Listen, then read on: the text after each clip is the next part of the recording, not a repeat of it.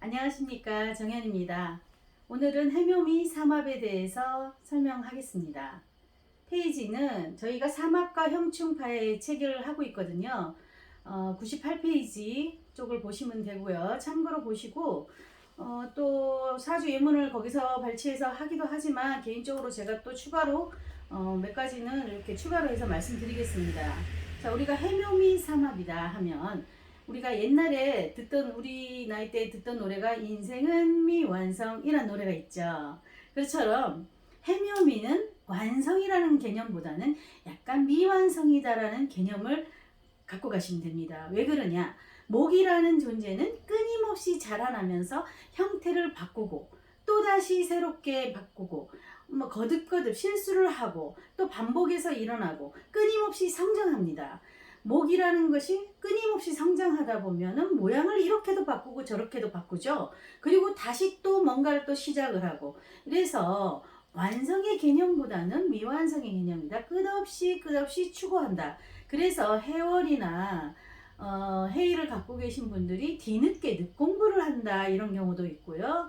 연애를 할 경우에 일찍 결혼해서 실패를 해서 다시 재혼을 한다, 이렇게 말을 합니다. 그래서 해묘미 삼합을 갖고 있거나 어떤 해해가 많거나 이런 분들은 조금 동거를 먼저 한다든지 혼인신고를 좀 늦게 한다든지 아니면 주말 부부를 한다든지 이런 직업적인 특성이 맞게 하시면 아무래도 결혼 생활을 조금 더 부드럽게 갈 수 있겠죠. 그거 참고하시면 되고요.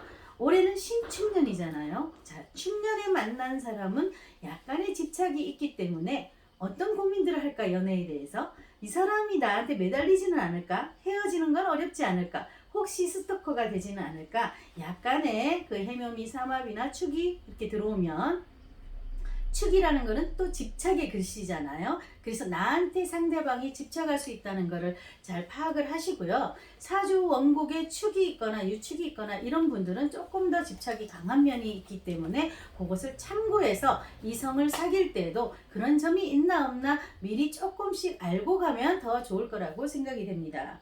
자, 첫 번째 사주 예문을 보시겠습니다. 남자분이고요. 경술, 기묘, 을해, 개미입니다.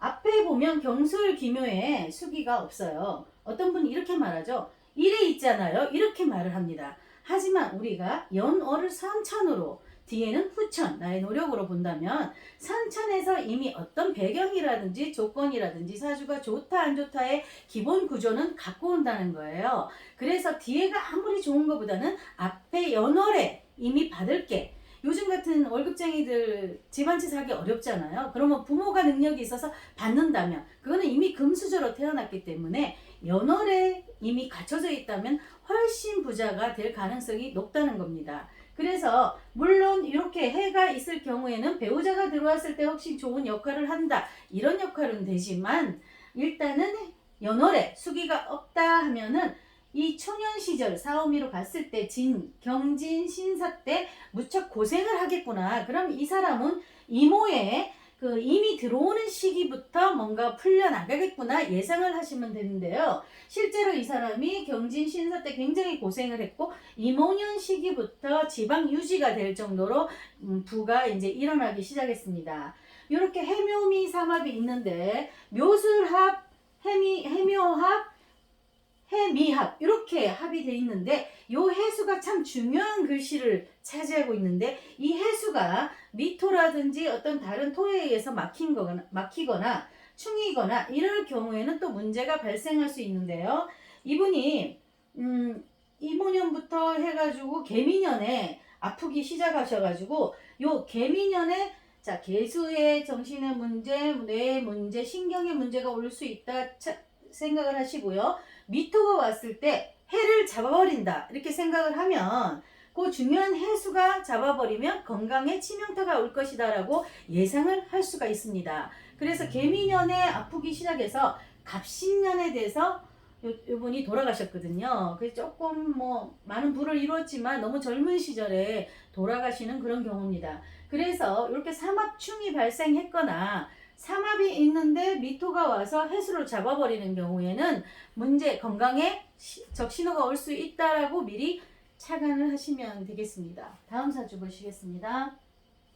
남자분이고 이분도요. 갑오, 을해, 신묘의 사주 구조를 갖고 있는데요. 이분은 을해월이죠. 그런데 앞에 갑이 있다, 갑을이 있다라는 거는 뒤에서 신금이 갑목을 키워서 수확을 하겠다. 십신으로 봐도 이건 재성이죠. 그럼 신금은 내가 수확을 하겠다 이렇게 보시면 되고요. 이분이 이렇게 해서 수확을 잘 하셨습니다. 그래서 신미 이런 공간에 이게 45세까지 거의 대충 얘기를 하잖아요. 요때까지 자기 앞으로 목의 기운이 다 들어오고 있죠. 여기서 묘에서 이 묘에서 미로에서 목의 기운이 다 들어옴으로 인해서 이 사람이 돈을 주식 투자로 많이 벌었는데요. 자, 신으로 넘어가는 45세 시기에는 같은 글씨가 왔을 때 또 연에서 경진년 신사년이 딱 들어왔어요. 자, 47살에 경진년이 들어오고 48살에 신사년이 들어오면서 비견겁재가 이미 몰리기 시작한 거죠. 그러면 요 시기에 가면은 내 혼자 먹는 게 아니라 누군가 나눠 먹어야 된다 이렇게 보시면 돼요. 자, 누군가 나눠 먹는다는 의미는 뭘까요? 내가 과도하게 욕심을 부려서 남의 것까지 갈취하고 싶은 욕심이 생기거나 아니면 자신감이 너무 생겨서 나는 주식으로 한번 성공을 했기 때문에 더 많이 벌 수 있을 거라는 자신감이 생깁니다. 그래서 비견겁재 때 일을 크게 벌리지 마라 이렇게 저희가 얘기를 하거든요. 그런데 그것도 격에 따라서 조금씩 달라지지만 어쨌든 비견겁재가 왔을 때는 돈이 이미 나갈 수 있다는 걸 암시해야 됩니다. 그래서 이분이 신사년에 48세 20억을 날려버린 상황으로 가고 있습니다. 자, 왜 그러냐면 혼자 먹을 때는 요것이 여기 시기까지는 혼자 다 취할 수 있습니다. 미의 시기에 목이 다 들어오죠, 재성이. 그러면 그 목에 갑목, 을목이 다 미로 다 몰려들면 내 돈이 된다는 거거든요. 그런데 신으로 넘어가면서 또 경진년, 신사년이 오면 비견겁재가 우르르 몰려들면 어떻게 해요? 거짓대들이 다 몰려들어서 내 거 뜯어먹는다 이런 의미인데 남으로 인해서 나가지 않으면 내가 그 돈을 다 밖으로 내보내야 된다는 의미도 됩니다.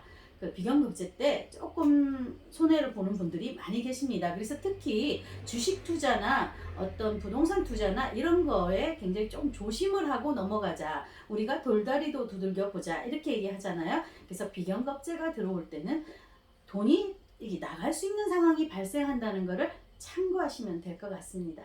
감사합니다.